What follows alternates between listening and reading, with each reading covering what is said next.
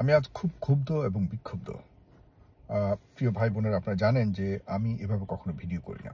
আমি খুব প্রয়োজন না হলে এবং খুবই গুরুত্বপূর্ণ কোনো কথা বলবার না হলে আমি কখনোই ভিডিও করি না। আর নিজের জন্য কখনো ভিডিও করি না এভাবে। আমি সবসময় দেশ এবং দশের জন্য এই ধরনের ভিডিওগুলি এসে মাঝে মধ্যে করে থাকি। কারণ আমি যখন কাজ করি, কাজের মধ্যেও আমার দেশ এবং আপনাদের নিয়ে সবসময় আমি চিন্তা করি। আমার পরিবার, আমার দেশ, এসব নিয়েই সবসময় আমি ভাবি। আপনি আপনার লক্ষ্য করবেন, গত কদিন যাবত তো আমরা মধ্যপ্রাচ্যের ইরান এবং ইসরায়েল যুদ্ধ নিয়ে আমি ব্যক্তিগত ফেস দ্য পিপলে খুব ব্যস্ত ছিলাম। কিন্তু এই ফাঁকে কয়েকটি ঘটনা ঘটেছে বাংলাদেশ এবং ভারতের মধ্যে। আপনারা জানেন যে কদিন যাবত ইল্লিগালি, বেআইনিভাবে ভারতে বিভিন্ন বাংলা ভাষীদেরকে ধরে ধরে বাংলাদেশে বেআইনিভাবে পুষবে, মানে বর্ডার দিয়ে মানুষকে ইচ্ছা মতো বিএসএফ, যে বর্ডার সিকিউরিটি ফোর্স ভারতের, তারা বাংলাদেশের ভিতরে ঢুকিয়ে দিচ্ছে। প্রতিনিয়ত অনেক মানুষকে ইতিমধ্যে ঢুকিয়ে দিয়েছে বাংলাদেশে। এর মধ্যে ভারতের পশ্চিমবঙ্গের যারা নাগরিক, যারা বাংলাভাষী, তাদেরকেও ঢুকিয়ে দেওয়া হয়েছে। এবং খুব অবাকজনকভাবে আজকে আমি পত্রিকায় পড়লাম, বন্দুক ধরে ধরে তাদেরকে পাঠানো হচ্ছে বাংলাদেশে। আরও অবাক হয়েছি যখন দেখেছি তাদের ধর্মীয় পরিচয় মুসলিম পাঠিয়ে দিয়েছে বাংলাদেশে। কতটা নির্লজ্জ, কতটা ভয়ঙ্কর ভারতের সরকার এবং বিএসএফ এর বর্তমান ভূমিকা। আপনারা মানে চিন্তাগুলো আটকে ওঠার মতো, যে কেন মুসলিম, তাকে দেখা যাচ্ছে সে তার নাগরিকত্ব ভারতের, সে পশ্চিমবঙ্গের বাংলাভাষী, কেন মুসলিম হলে তাকে পাঠিয়ে দেওয়া হয়েছে? কি করছে আমাদের বর্তমান সরকার? কি করছে ডক্টর ইউনূস সরকার? আমরা খুব মানে হতভাগা একটা জাতি এতে পুরো রূপান্তরিত হচ্ছি। আজকে আমি পত্রিকাতে দেখলাম যে বাংলাদেশ থেকে জুট আইটেম এবং অন্যান্য আইটেম বাংলাদেশ থেকে নেওয়া বন্ধ করে দিয়েছে। আমি জানি না কখনো বাংলাদেশের সাথে ভারতের কি এমন বাণিজ্যিক সম্পর্ক রয়েছে, জানি না, কিন্তু নীরবে বাণিজ্যিক যুদ্ধ চলছে বাংলাদেশের সাথে ভারতের। এবং এই ক্ষেত্রে আমরা হেরে যাচ্ছি। কারণ হলো, তারা আমাদের দেশ থেকে সামান্য কিছু হয়তো মালামাল কিনে, আমি জানি না কখনো বাংলাদেশ থেকে আসলে তারা কি ধরনের আইটেম বা কত টাকার মালামাল কিনে, কখনো আমাদের সরকারের পক্ষ থেকে জানানো হয়নি। কিন্তু যাই কিনে, আজকে দেখলাম পত্রিকার অন্তরে যে এগুলিকে কেনা বন্ধ করে দিয়েছে কয়েকটি আইটেম।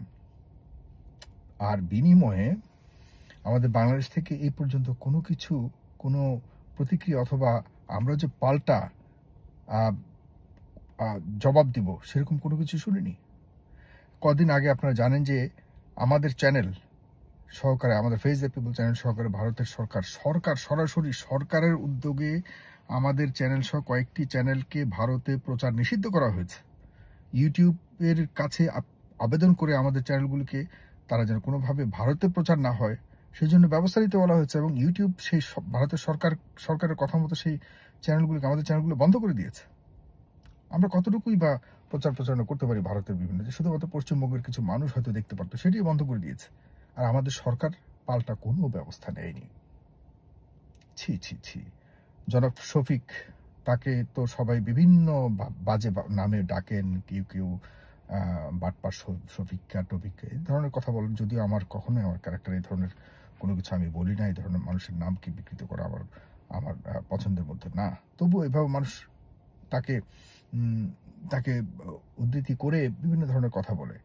এই ভদ্রলোককে দেখলাম কদিন আগে, উনি এমন একটি চ্যানেলের, বাংলাদেশের চ্যানেলের, উনি একজন প্রেস সচিব, প্রেস সেক্রেটারি, মানে উনি প্রেস মিডিয়া রিলেটেড সবকিছু তার কাছেই তার দায়িত্ব থাকে এবং তিনি আমাদের প্রধান উপদেষ্টার কাছে ইনফর্ম করেন এবং তার অ্যাক্সেস সবচেয়ে বেশি প্রধান উপদেষ্টাতে। এই ভদ্রলোক এত দায়িত্বশীল একজন মানুষ, অথচ একজন অভিযুক্ত বাংলাদেশের বড় একজন ব্যবসায়ী, যিনি হাসিনার আমলে হাসিনার ক্যাশিয়ার হিসেবে খ্যাত, সেই মেঘনা গ্রুপের মুস্তাক কামাল সাহেবের উপস্থিতিতে যেই মিডিয়া, সেই ৭১ টেলিভিশন বাংলাদেশি মিডিয়াকে ধ্বংস করে দিয়েছে, একদম সম্পূর্ণ ধ্বংস করে দিয়েছে। শেখ হাসিনাকে একমাত্র মিডিয়া, যে মিডিয়াটি বাংলাদেশের বিটিভির দায়িত্ব পালন করেছে, এবং শেখ হাসিনার আওয়ামী লীগের মাধ্যমে যেই লোক ব্যবসা করে লক্ষ কোটি টাকা বেআইনিভাবে এবং বিভিন্নভাবে রোজগার করেছে, সেই লোকের, সেই একই টেলিভিশনের, সেই একই অ্যাডমিনিস্ট্রেটিভ পরিচালিত টেলিভিশনের বর্ষবরণে বর্ষপূর্তিতে এই প্রেস সচিব শফিক রহমান গেছেন। এবং আপনারা আরও আশ্চর্য হবেন জেনে, এই মোস্তফা কামালের কয়েকদিন আগে মোস্তফা কামালের বিরুদ্ধে ট্রাভেল ব্যান দেওয়া হয়েছে। তিনি দেশ থেকে কোথাও যেতে পারবেন না, তার ব্যাংক অ্যাকাউন্ট সিজ করা হয়েছে। কিন্তু অবাক হবেন, এই ব্যাংক অ্যাকাউন্টের সিজের যে খবর এবং ট্রাভেল ব্যানের খবর, মানে পৃথিবীর কোথাও তিনি যেতে পারবেন বাংলাদেশের বাইরে, এই খবরগুলি যেসব পত্রিকাতে এসছিল, কোনো পত্রিকাতে খবরগুলি আর নাই। আমি অবাক হয়েছি যখন যে ফটো নিউজ, যমুনা নিউজের মধ্যেও গেছি, ক্লিক করে দেখলাম this picture is no longer available, এই ধরনের কথা বলা হচ্ছে। তার মানে তিনি সবাইকে ম্যানেজ করে ফেলেছেন এখন। এবং বিএনপি বলুন, বড় বড় রাজনৈতিক দলগুলো, তারা সবাই এখন এই ভদ্রলোকের পাশে গিয়ে দাঁড়িয়ে ছবি তুলছে।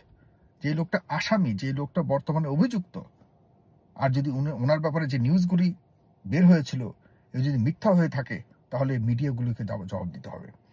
আর ওনার ব্যাপারে যে ব্যবস্থাগুলো সরকার নিয়েছে মোস্তফা কামালের বিরুদ্ধে, এই ব্যবস্থাগুলির আমরা আপডেট জানতে চাই।